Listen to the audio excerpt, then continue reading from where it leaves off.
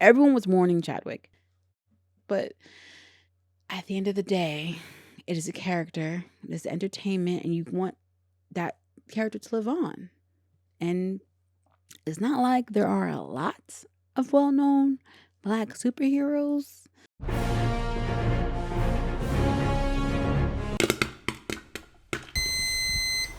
Hey guys, welcome to Movie Lovers Podcast, a video podcast about real filmmakers having real discussions about real life. Topics include movies, TV, current events, tech news, and more. I'm your host, Lisa, holding it down solo while my co-host is on hiatus. And this week, we have got some real goodies for you. Ready to dive in? First up, I checked out Squid Game Season 2, finally. It took me a minute to get through it. And let me just be the first to say, I was not ready for how they did me in this season, okay? First of all, I'm looking at it, I'm like, oh, there's only 7 episodes, which is one less than the first season. I thought this show was popular. Why did they give them less episodes? Little did I know, they had a trick up their sleeve. It's only half a season, technically. A part 1, if you will. So, spoiler alert for you guys, season 2 ends on a crazy cliffhanger. They did repeat some of the beats from season 1. What can I say that's not really a bit of a spoiler? Okay, so for instance, Seong, the main character, I don't know if I'm saying these names right, so please forgive me. His character in the first season, he befriended number 001, which turned out to be one of the creators of the game. In this instance, and we found out like at the very end that, oh my gosh, he was part of the game the whole time. We were just as shocked as seeing him. We found out at the same time as him. Season 2, he befriends 001 again, except this guy, he didn't create the game, but he's like a game master. He's the dude in the black mask from season 1 that's kind of running all the shots. I mean, we're calling all the shots.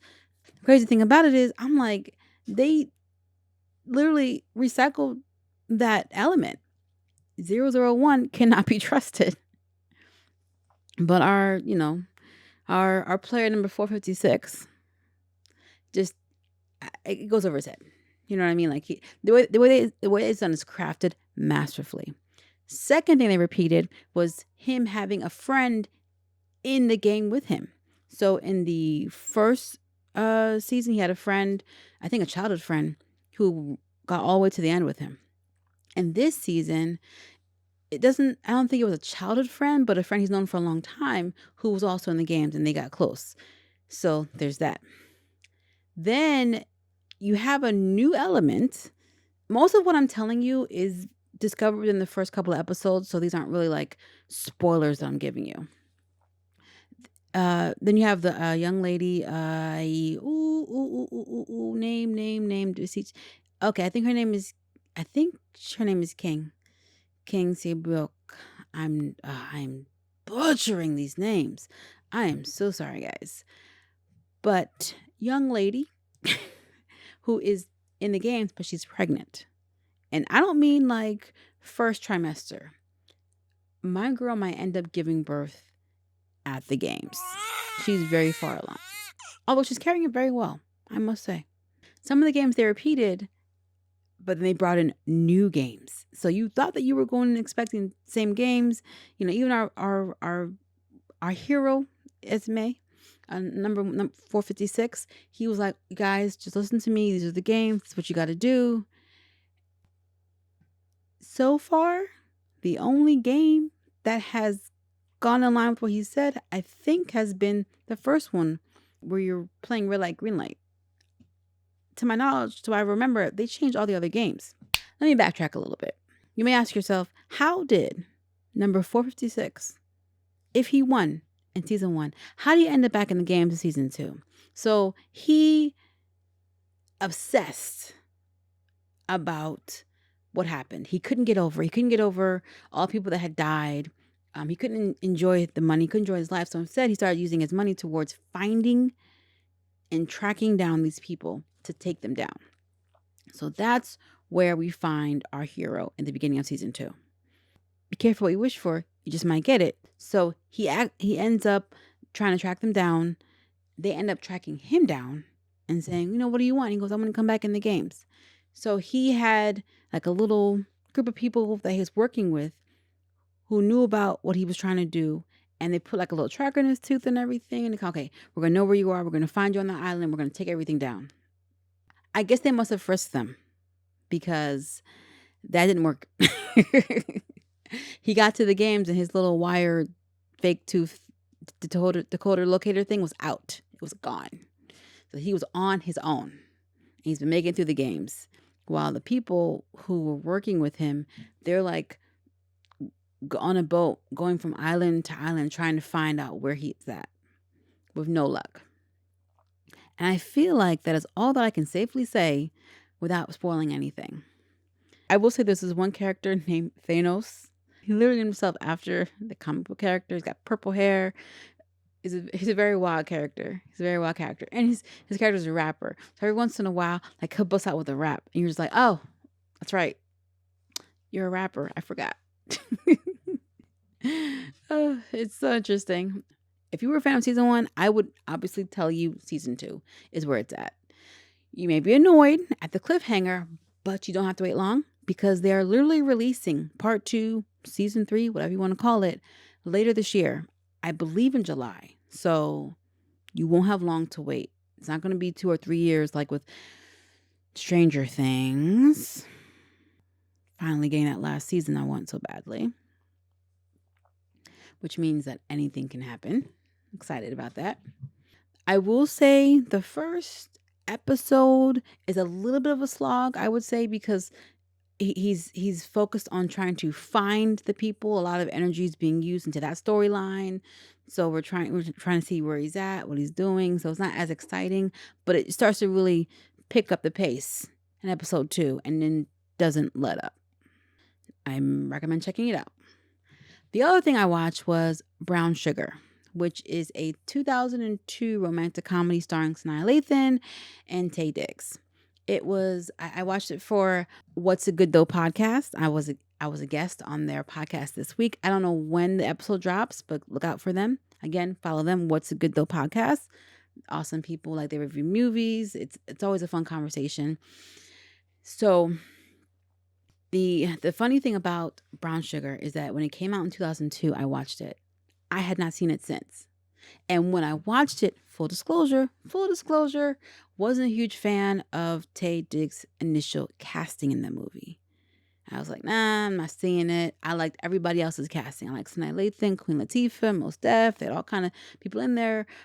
Boris Kudrow, Nicole R.E. Parker, I think is her name.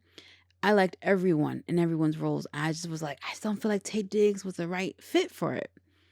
Fast forward, okay, years later, 23 to be exact,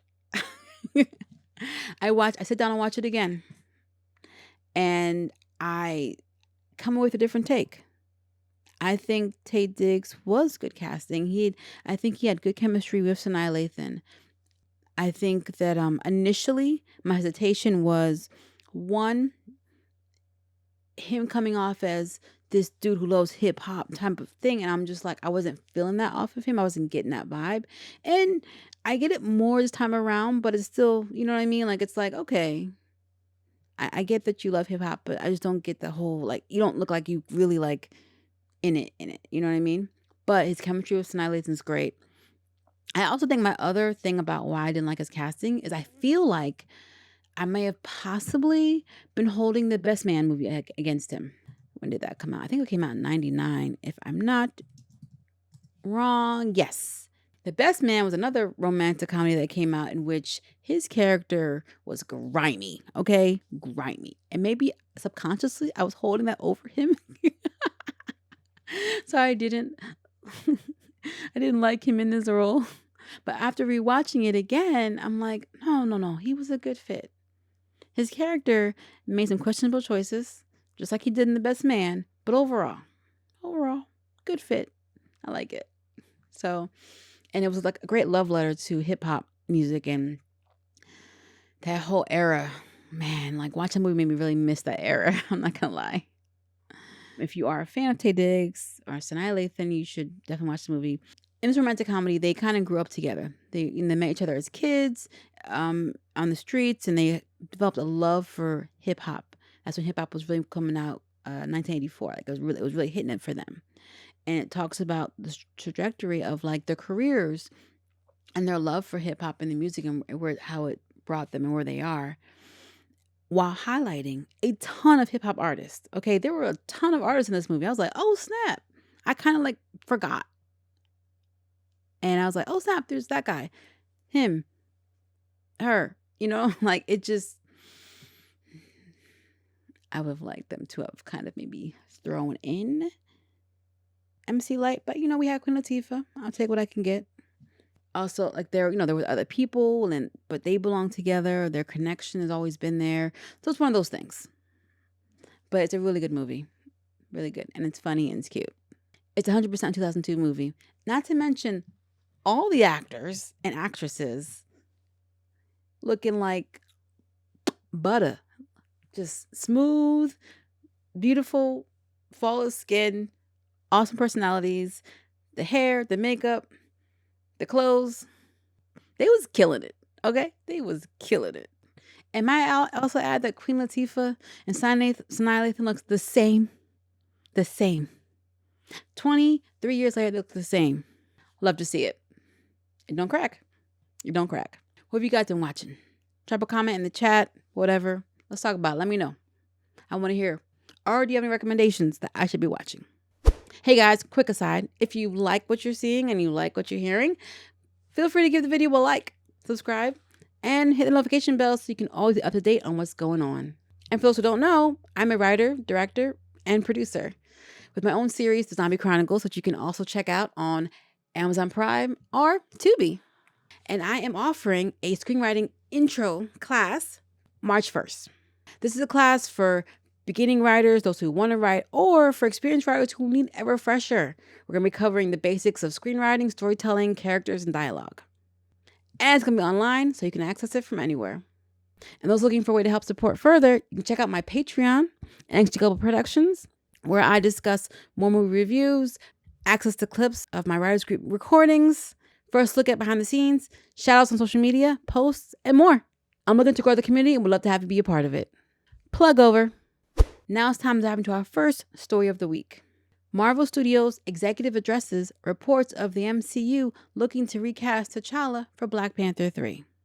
So before everyone gets all up in arms, I'm going to say right here, right now, this article was squashing rumors that they were looking to cast T'Challa for Black Panther Part 3. But left the door open for the possibility of it happening.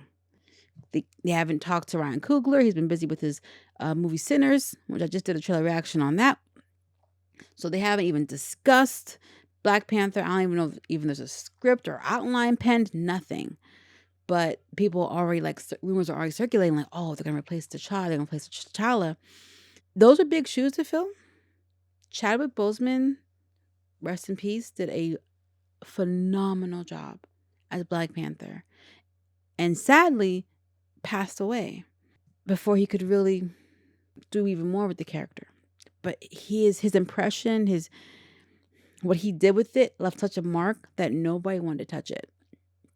And Wakanda Forever, was an entire movie basically grieving, not entire movie, but it was a huge send off to Chadwick Boseman, which I think that was done well.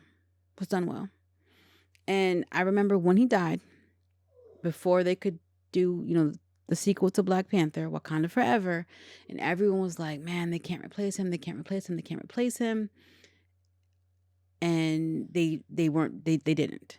But a couple years had passed by, and by the time the movie came out, at that time, people were a little divided. They were like, man, they should have replaced him, because we've had how many different Spider-Mans, how many different Supermans, how many different Batmans, and we finally get Black Panther, and you've laid him to rest. Tragically, the actor died, and in all other instances, the actors didn't die. We still have Andrew Garfield, we still have Tom Holland, You know, I don't want anything to happen to them or anything. Tobey Maguire. I don't want anything to happen to them. I'm just saying that, like, the circumstances were a little different. Everyone was mourning Chadwick. But at the end of the day, it is a character, it's entertainment, and you want that character to live on. And it's not like there are a lot of well-known Black superheroes. So we could benefit from recasting. Now, I agree that they made a good choice not recasting for Wakanda Forever. I appreciated that movie. I agreed it needed to be the send-off for Chadwick. But now, I feel like people are more ready and willing to see a different Black Panther in the role now, a recasting. So here, Nate Moore, okay, he's a producer, Marvel's producer. He says that the Black Panther 3 recasting rumors are not true. The truth is there's no truth to those rumors. Never say never to anything. We haven't really had a lot of creative conversations with Ryan Coogler yet, but because he's finishing his film Sinners, which comes out this year. See, like I told you guys, we'll get into it later this year, but everything you read online is not true, if for no other reason than we just haven't started working on it. So it's not a hard no. It's not a hard no. It's possible. Now, they mentioned in the article that recasting could work because they've already introduced the multiverse, and with Spider-Man, like No Way Home, or, Homecoming, they've already opened the door to multi-universes. You have multiple Spider-Mans, so it stands to chance that you would have multiple Black Panthers. And in Wakanda Forever, at the end, they left the door open even for a Black Panther to rise up within that universe, because T'Challa had a son that he didn't know. I don't know. Did he know?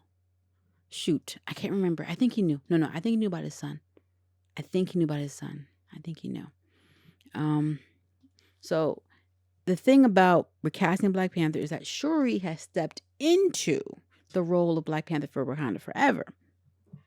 And I'm not sure if that actress is coming back. Letitia Wright, I recall her mentioning something about retiring from acting or putting on hold or something of that nature. Don't quote me. I might be wrong, but I could have sworn that's where she stood. So I don't know if she's coming back. I don't know if they're going to expound upon that, if they're going to find a way to transfer the Black Panther powers to this new person, or I'm not sure what they're doing, but it's possible. And that being said, it stands to reason that we should kind of discuss maybe who we want to see in the role, possibly, of being recasted. Now, I will say this, which is funny. I started thinking about who would I like to see, as Black Panther.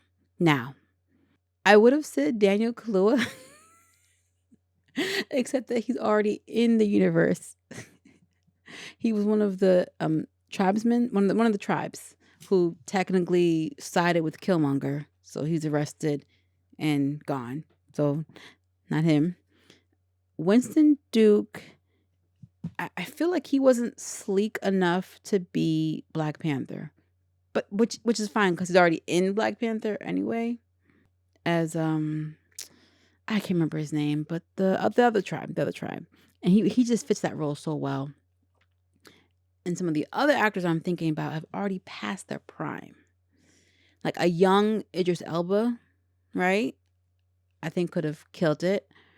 So that being said, the three that I'm thinking of that I think could work to replace the late great Chadwick Boseman as T'Challa is, first, I think his name is Damson Idris.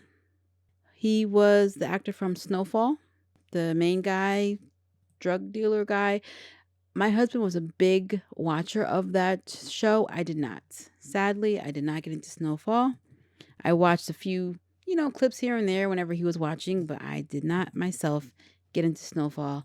But I did see I did see enough to know that good movie, and this guy Damson is a force to be reckoned with.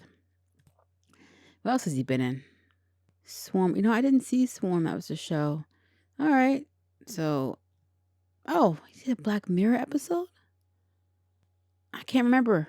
I gotta go back and look. Which, you know what? Side note, I feel like a rewatch of Black Mirror is necessary, especially since some of it is actually, so much of it is happening, right? My second choice is John Boyega. After seeing him in The Woman King, They Cloned Tyrone, even Star Wars, an amalgamation of some of those characteristics put into Black Panther could work. Like, I think he could really excel. I think he'd be a good pick. Really good pick. Really good pick. And my third choice, I'm gonna try to say it real fast because I don't want to mess up his name pronunciation. Sorry. Is Yahya Abdul Mateen II. He was the villain in Aquaman 2, I believe. Can't remember his name now. The villain's name. Not Mantis. Something. It'll come to me later. And Candyman. He was the new Candyman. He is versatile. I've seen a couple of different things that he's done. Oh, and Us. He was in Us, but like not a big part of it, but he was in it. So I feel like he's versatile enough to handle the emotional requirements, the skill, and then physicality. I think he's got it. So in that order, for me, first pick is Damson Idris. Second pick is John Boyega. Third pick is Yahya Abdul Mateen II. What are some of you guys' picks? If you had to recast Black Panther, T'Challa gotta go, back out there, multiverse or whatever, who is it going to be? Let me know in the comments. And are you looking forward to a Black Panther 3? Are you ready for a Black Panther 3? I know I am. I can't wait to see what they do with it. Although they did kill my girl, Angela. Now that I think about it, they killed Angela Bassett. All right. I mean, her character, not her. Oh, all right. Next story. Jurassic World Rebirth takes place in a time when people think dinosaurs are passe. All right, so the trailer just dropped. I just watched it. I have a trailer reaction that I think I may post. I don't know. We'll see. But it looks good. It looks good. Now, that's not what I'm talking about. I will get back to that. I'm talking about the concept of the movie. So here they're saying that humanity's short attention span might be its undoing in the new sequel starring Scarlett Johansson, Mahershala Ali, and Jonathan Bailey. So what they're basically saying is unlike Jurassic Park. See, I came prepared today. Unlike Jurassic Park, when everyone was like in shock and in awe, like, oh my gosh, like dinosaurs are back here again. In this new Rebirth movie, it's like dinosaurs are still last year. No one seems impressed. Lies. I call lies. In Jurassic World Rebirth, apparently it takes place several decades later, in a time when people have become jaded about coexisting with dinosaurs. Oh my goodness. Okay.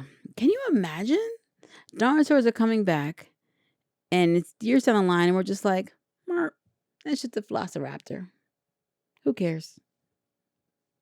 That's just a T-Rex. Who cares? I'm sorry, what? No, I don't agree.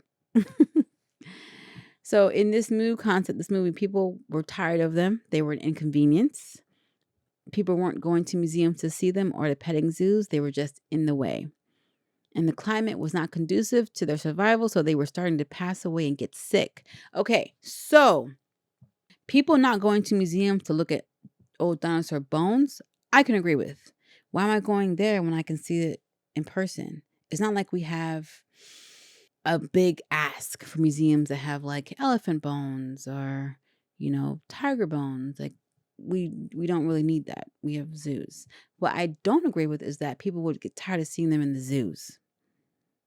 No, I don't see that happening. People still go to zoos now for animals that have been on Earth since we've been on Earth and before.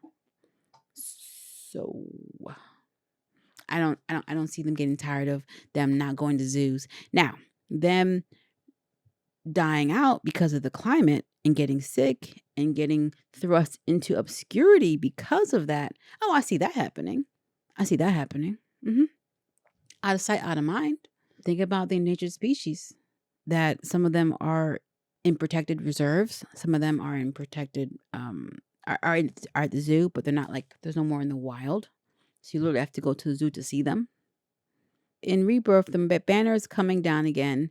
You know that infamous banner scene from Jurassic Park where, like, it's falling and the T-Rex is yelling, like, well, not yelling, but he's like roaring. Like, I can't do the roar. Jonathan Bailey's character. Okay, so I guess one of the guys is a scientist at a museum that's closing up their dinosaur exhibit. Again, I could see that happening. Dinosaurs exist somewhere.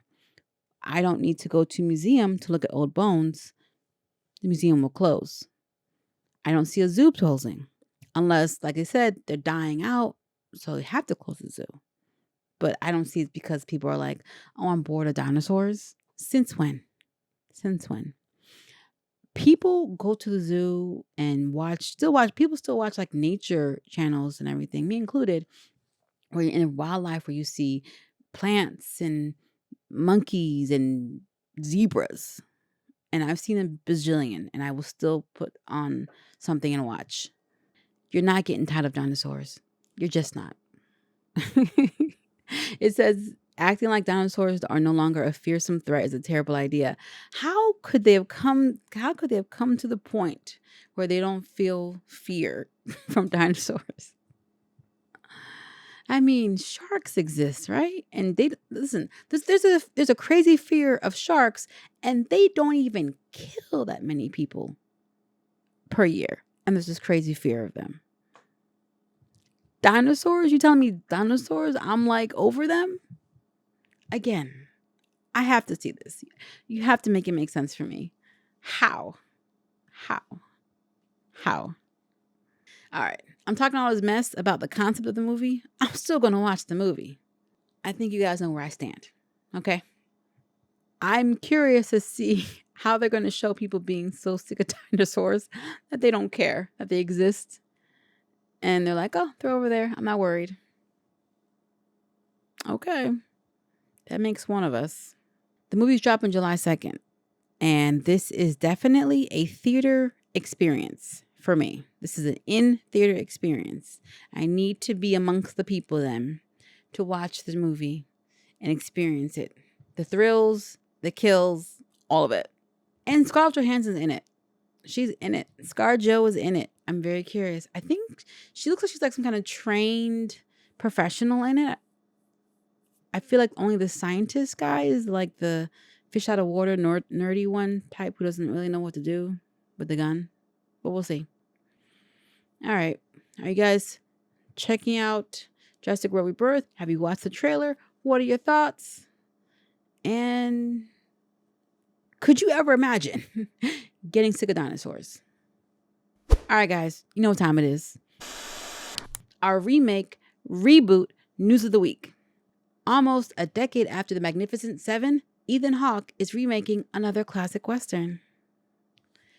Let's dive in, shall we? So Ethan Hawke, who, famous actor, done a ton of movies, a ton of stuff. He is producing a remake of the 1950s movie, The Gunfighter. And he's going to direct it. Okay. So he did a little directing last year or the year before? Oh, it was the year before. He directed his daughter, Maya Hawke. Spoiler alert if you didn't know that. Don't know how you couldn't know that because she looks exactly like her mother and her daddy. So 9 years ago, Ethan Hawke was in The Magnificent Seven, which is a remake on its own. That was a Western that had like Denzel Washington in it, Chris Pratt. It's about 7 gunmen from a variety of backgrounds who are brought together by a vengeful young widow to protect her town from the private army of a destructive industrialist. Oh, sounds so good. I don't know if I watched The Magnificent Seven. I don't think I did. I don't think I did. And now I really want to. I really want to. Okay. So the 1950s gunfighter movie starred originally Gregory Peck as Jimmy Ringo, a notorious gunfighter who rides into the town of Cayenne looking to make peace with his estranged wife and meet the son he's never known before retiring from gunfighting. But my man is so good, his reputation is so vast that it works against him, because not only does she not want anything to do with him, but he is constantly being pursued by young guns trying to make a name for themselves by taking out the number one gun fighter or slinger or whatever in town around. So those seeking fame, their fortune, and it says sooner or later, Ringo has a date with destiny. That sounded ominous. I'm not going to front. Like, this, I've never seen The Gunfighter. I've never seen it. This concept, what I'm hearing though, sounds really good. I kind of want to see the original. And then when Ethan Hawke's remake comes out, I want to watch that. Ethan Hawke has cited The Gunfighter as one of his favorite films. Like, this is one of his favorite movies.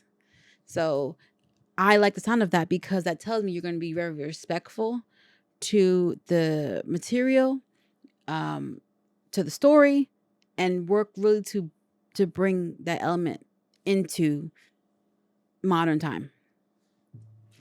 Full disclosure, Westerns are one of my least favorite genres of films.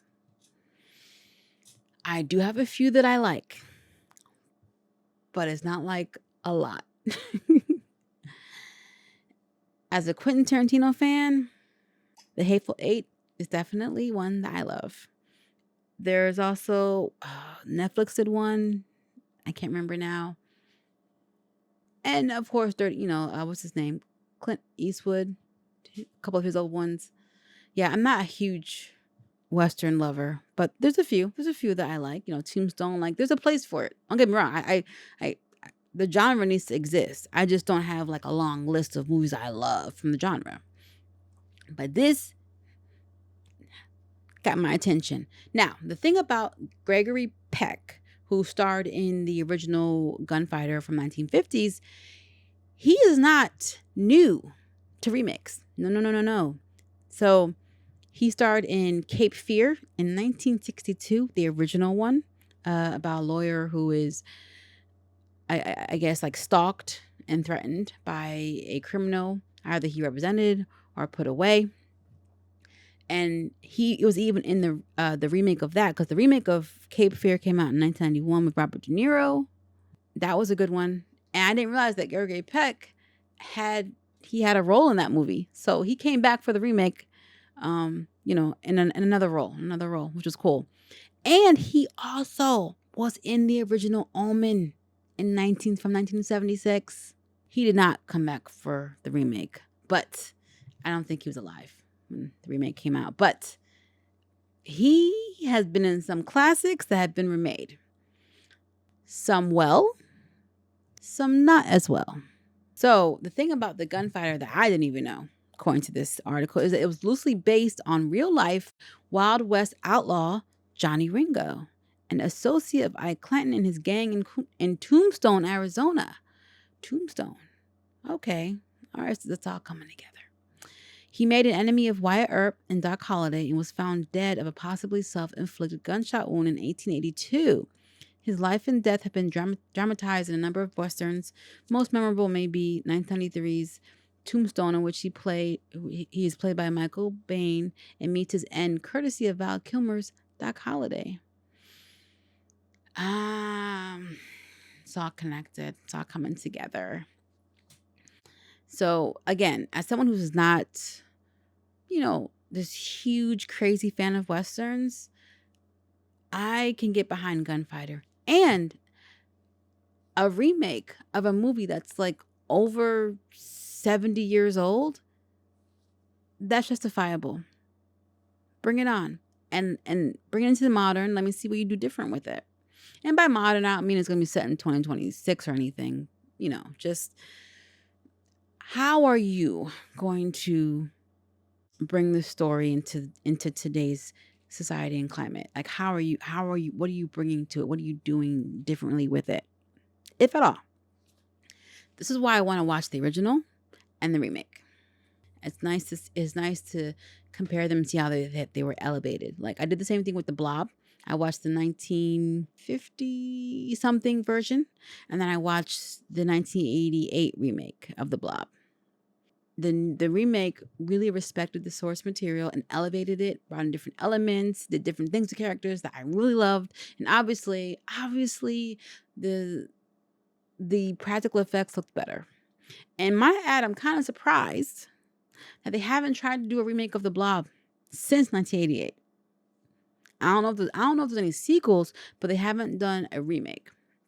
And I'm not trying to say they should, because I feel like now they're just dependent a lot on CGI, and there was a lot of practical effects with the Blob and the gushing and everything in the old movies that I really appreciated. So, but all that aside, I like the story that I'm hearing. I like the sound of it. Again, I'm going to end up watching The Gunfighter, the new one and the old one. I don't know when, but I'm going to do that. I'm ready for this. I'm on board. Let's do this. Let's do this thing. Maybe I'll also rewatch Cape Fear. I didn't watch the original 1962 version, but I watched the 1991 version. I didn't even know it was a remake. But yeah, let me know you guys' thoughts on this. Are you a fan of the Westerns? Does this Gunfighter movie sound interesting to you? I mean, if you like Tombstone, I feel like this is right up your alley. You're going to love this.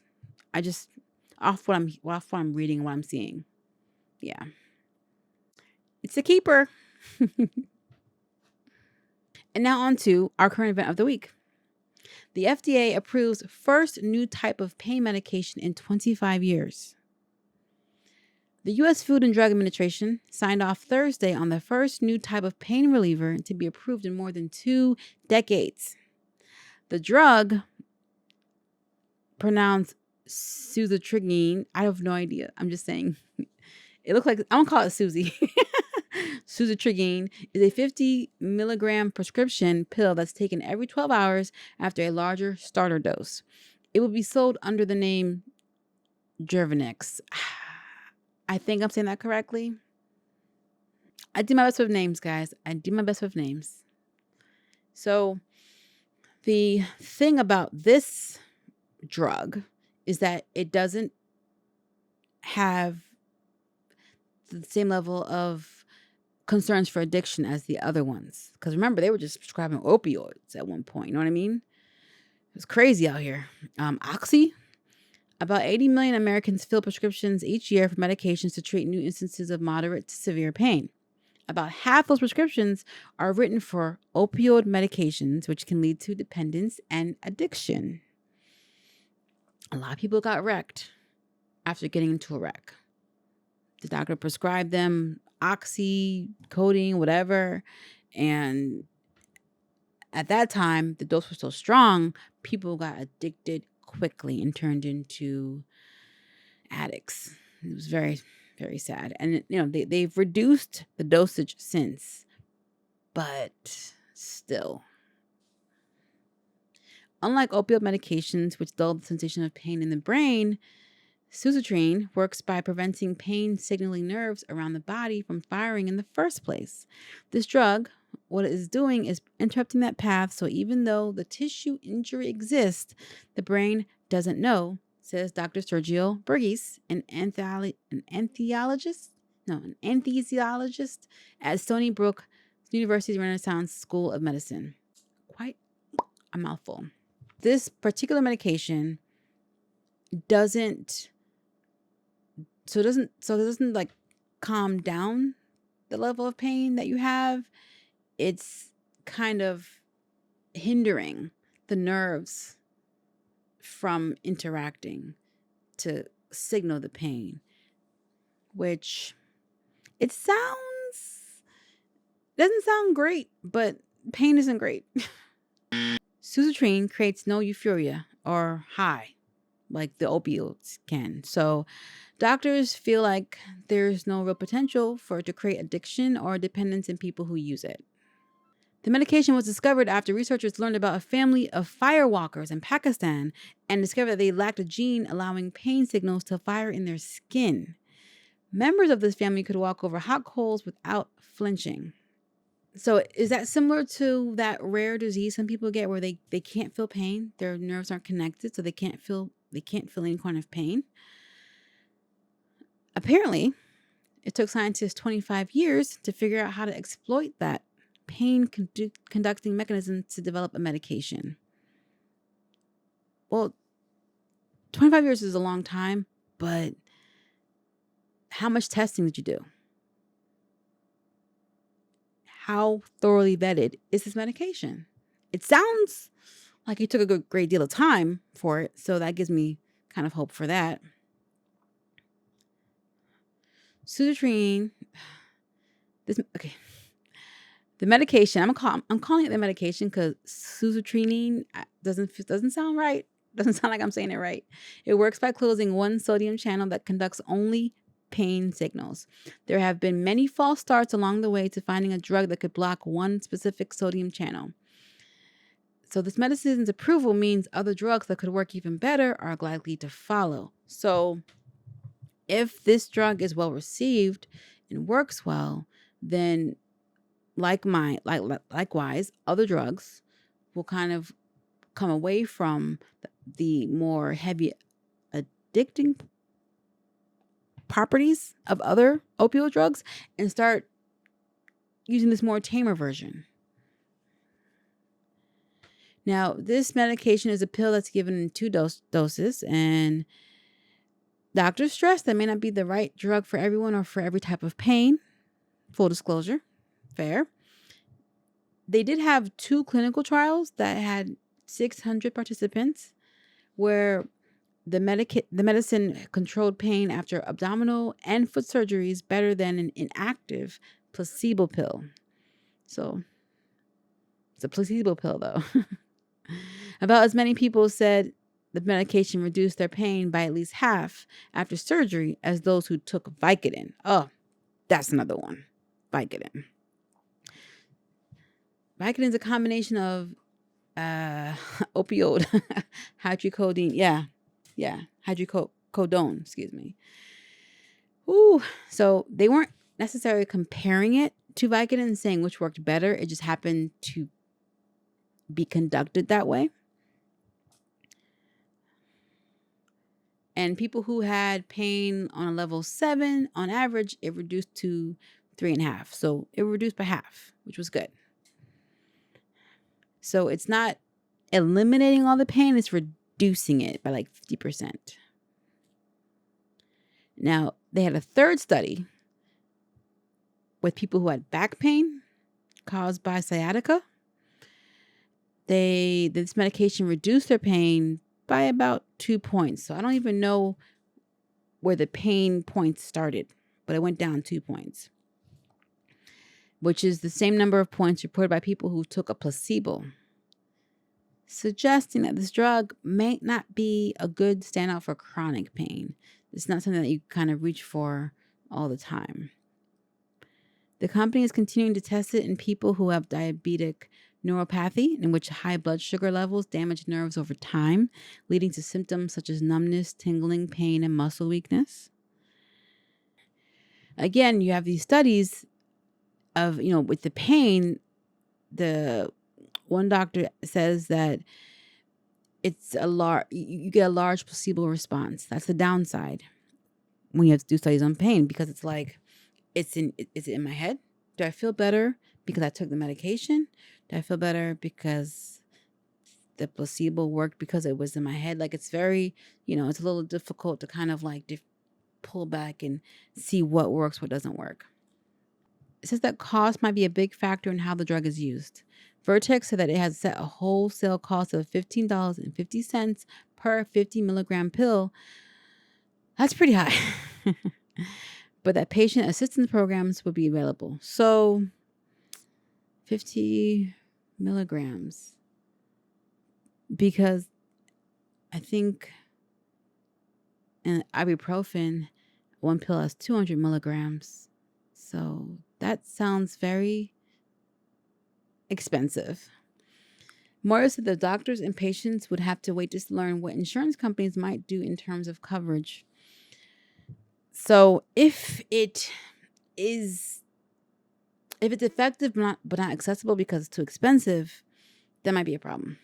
Now, if insurance companies step up and they're like willing to cover most or if not all of the costs, then you would see a good response for this drug.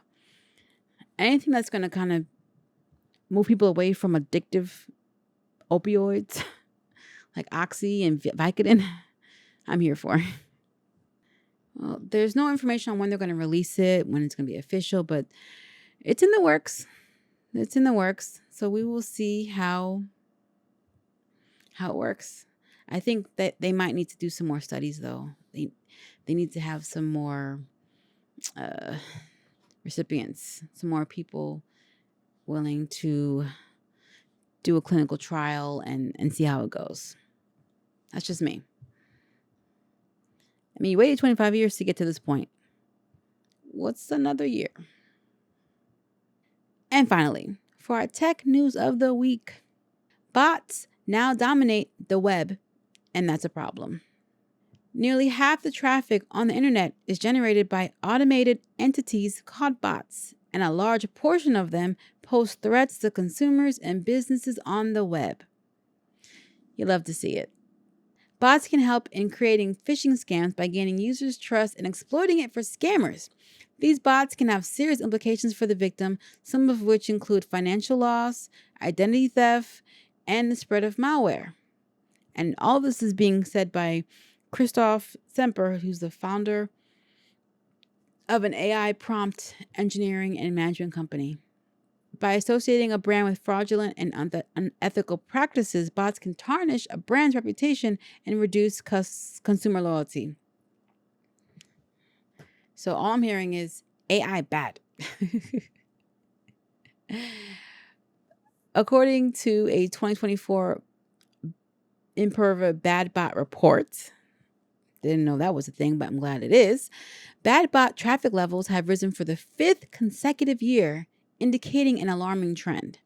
It noted the increase is partly driven by the increasing popularity of artificial intelligence in large learning models. Tell me again why I need to trust these things. In 2023, bad bots accounted for 32% of all internet traffic, a 1.8% increase from 2022. The portion of good bot traffic, so there's good bot traffic, also increased by a little bit. So it went from 17.3% of all internet traffic in 2022 to 17.6% in 2023. So when you combine the good and the bad bot traffic, you get 49.6% of all traffic in 2023 wasn't human. Okay, what do good bots do? Let's find out. They help index the web for search engines, automate cybersecurity monitoring, and assist customer service through chatbots. That's great. They assist with detecting vulnerabilities, improving IT workflows, and streamlining procedures online. That is great. That's awesome. What are bad bots doing, though? AI is having an impact by allowing they call them malicious actors, to act more human and automate coding and other tasks. Google, for example, has revealed that Gemini has been used to create malicious things. I do miss the days of going into Google, typing in a search, and getting a bunch of different results. Now, all I get is first an AI summary breakdown. Didn't ask. No, thank you. And then a bunch of sponsored sites that have been paid to be where they are, but may not have the best source of information or knowledge that I'm looking for. Oh, here's an example. You guys, concert goers, you guys like buying tickets? Well, an example of the bad bots. bad actors, as we say. Concert tickets to popular events tend to get bought up by scalpers who find ways to create users or use compromised accounts to buy tickets faster than a human could with AI. And they make money by reselling these tickets at a much higher price. So they buy up all the tickets and then resell them. There should really be some kind of limitation on how many tickets one person can purchase in one transaction to a concert. It's easy and profitable to deploy automated attacks. Sounds great. Criminals are using sophisticated tools to bypass traditional security measures. Okay. AI-powered systems make bots more convincing and harder to detect, enabling them to mimic human behavior better and adapt to defensive measures. David Brochler, technical director and head of AI and ML security, which is a global cybersecurity consultancy, he expects a non-human internet traffic to continue to grow. So it's already almost at 50%. It's already almost at 50%. Bots have been used to trigger mass outages by overwhelming network resources to deny access to systems and services. They can also scan for and exploit security vulnerabilities in computer systems. And the biggest rise from AI is the proliferation of spam. Okay. So what I'm hearing is, like, you know how like you go and you're trying to work on an app or a website and it's not working well. I don't know if you guys do this, but I tend to sometimes do oh, is this site down? Like I type it up and it'll show me. Like in a report, they have like a little report things where it tells you like, oh, this site is down, or when the last time it was down, or who reported it. Are the bots causing these things to happen more often? Maybe, I don't know. And that's what they're referring to. AI voices are also a problem. Great.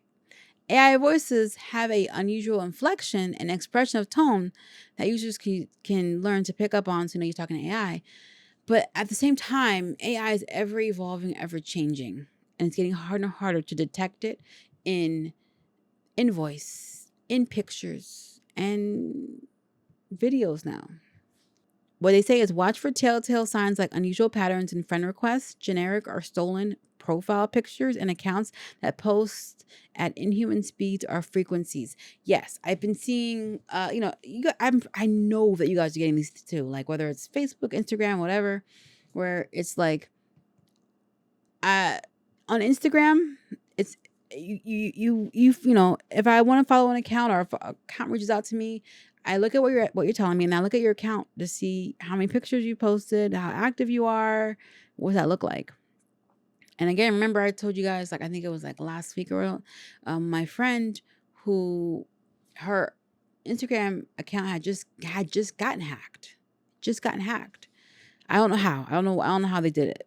I didn't ask her that, but it got hacked. They totally overtook it, deleted years of pictures and videos that she had of all the stuff that she did and made, cakes and all kind. Bonnie, what's that? Bonnie cupcakes? No, Bonnie cakes. The real Bonnie.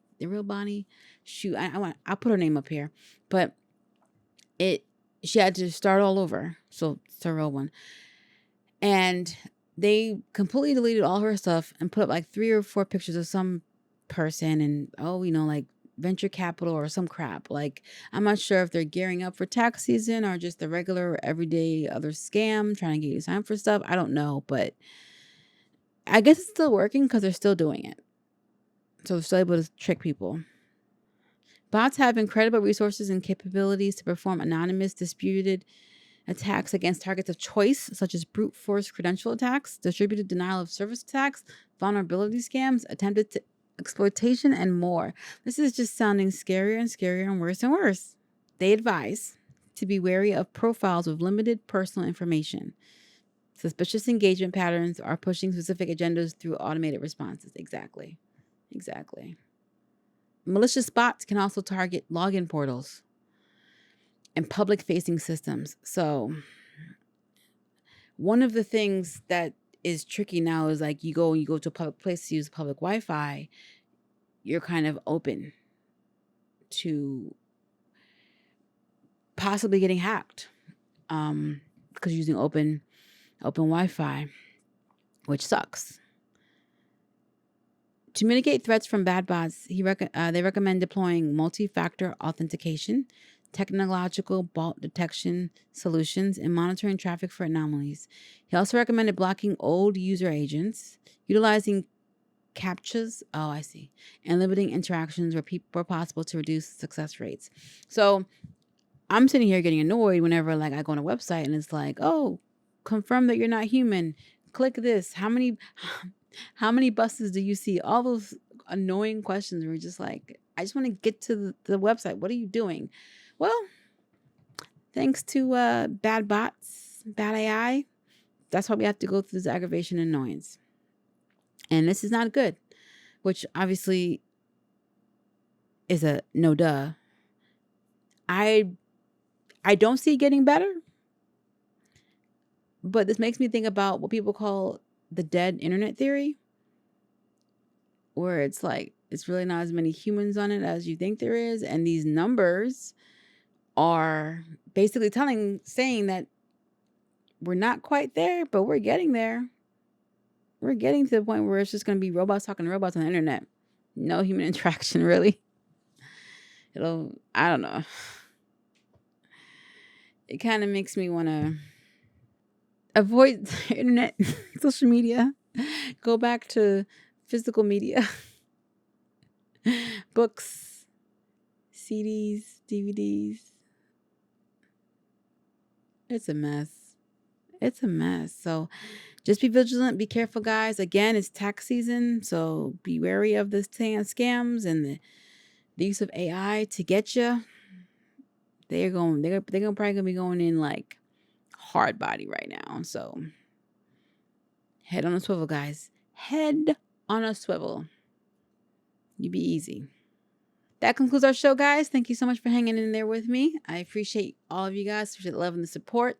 Feel free to leave comments in the chat. Let's talk. And let's just let's just be easy, I guess. Like it's interesting.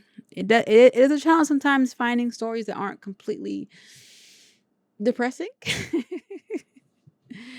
And I will do my best to do better with tech. More fun tech stories. More fun tech stories. Not this week though. I keep promising it never happens. One of these days. All right. See you guys next week. Bye.